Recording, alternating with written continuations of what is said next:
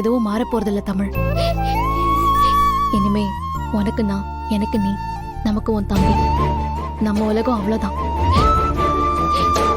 தயவு செஞ்சு படுத்து தூங்கு.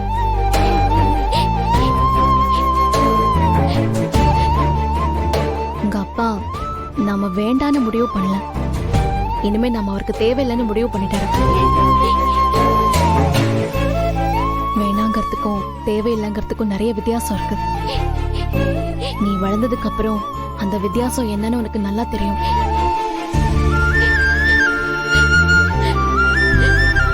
ப்ளீஸ் டி. அம்மா அழுது அழுது ரொம்ப உடைஞ்சு போயிட்டேன். இனிமே அழறதுக்கு எனக்கு தெம்பில்ல. நீயும் அழுது என்ன காயப்படுத்தாத.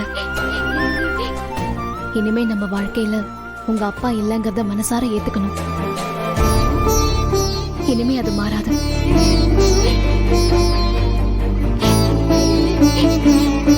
படு.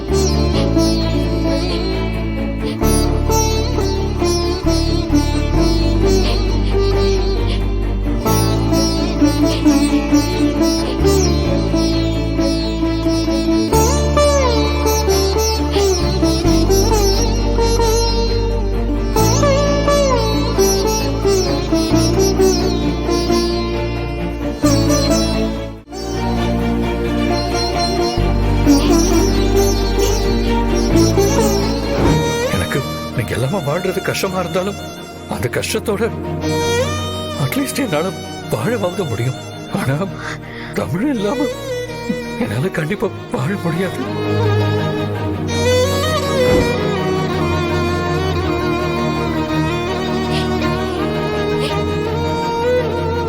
அப்படி இல்லைங்க, உங்களையும் தமிழையும் பார்க்காம ஒரு நாள் ஆனாலும் அந்த நாள் முழுக்க நான் எதையோ இழந்த மாதிரி தான் சுத்திக்கிட்டு இருப்பேன். அப்படி இருக்கிற என்னால எப்படி பாரதி ஒரு மாசம் உங்களை பார்க்காம இருக்க முடியும்? யார் என் கூட இருந்தாலும் இல்லைனாலும் ஒண்ணு மட்டும் நான் விட்டுட்டு போவே மாட்டேன் தமிழ்.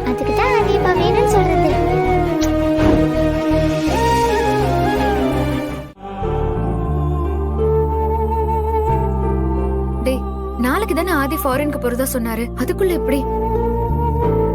அதான் எனக்கு புரியல ஆண்டல். ஒருவேளை நேற்று ஹாஸ்பிட்டல்ல பாரதி அவங்க கிட்ட பேசினால ஏதாவது டிஸ்டர்ப் ஆயிருப்பானோ? அதுவும் கரெக்ட் தான். ஆனா ஒருத்தர் திடீர்னு இப்படியெல்லாம் கிளம்பி போவாரா? நீ வேற. ஆதி எந்த அளவுக்கு நல்லவனோ அதே அளவுக்கு அவனுக்கு கோபமும் வரும். ஆனா அவ்வளவு லேசா அவனுக்கு கோபம் வராது.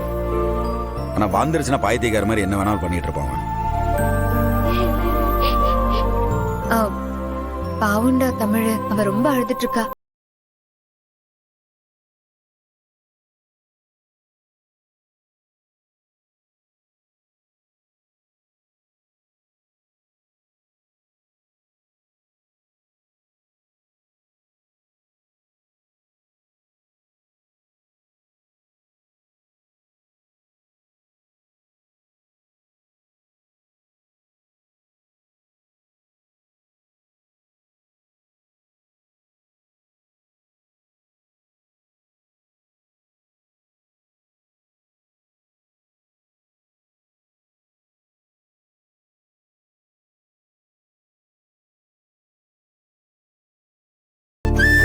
உண்மை சொல்லணும்னா என்ன பண்றதுன்றது புரியாம ஒரு கையால் ஆகாத மாதிரி நிக்கிறேன்.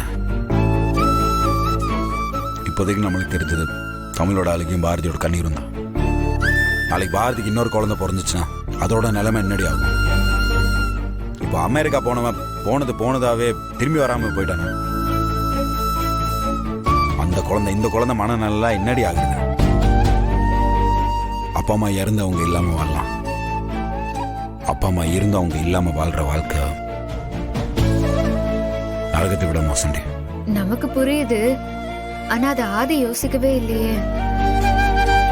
ஒரு பிசினஸ் பண்ணணும்னா அதோட அடி ஆழத்துல இருந்து ரிஷி மூலம் நதி மூலம்னு எல்லாத்தையும் யோசிக்கிற அந்த மனுஷன் ஆனா இந்த விஷயத்துல இப்படி யோசிக்காம முடிவெடுத்துட்டாரேன்னு தான் மனசுக்கு ரொம்ப வேதனையாவே இருக்கு. உனக்கே எப்படி இருந்துச்சுன்னா ஏன் நிலைமையில யோசிச்சு பாரு. புரியுதுரா. எல்லா நாளும் என் கூட இருந்த ஒருத்தன், எல்லாமா எனக்கு இருந்த ஒருத்தன் இப்போ என் கூட இல்லை. இதுக்கு மேலே திரும்பி என் கூட வருவானான்னு கூட எனக்கு தெரியல. கரும்பு வெட்டுறவனுக்கு கை உடஞ்ச மாதிரி என்கிட்ட இருந்து எதுவும் போன மாதிரி ஆயிடுச்சு. எனக்கு ஆதி போனதை விட வருத்தம் என்னன்னு தெரியுமா? பாரதி உன்னை என்னையும் ரொம்ப நம்பினா பாத்தியா? எப்படியாச்சும் நம்ம 2 பேர் சேர்ந்து அவனை சேர்த்து வச்சுக்கோன்னு நம்பினா பாத்தியா? அவ வாழ்க்கையை சரி பண்ணி கொடுத்துருவோன்னு அவன் நம்பினா.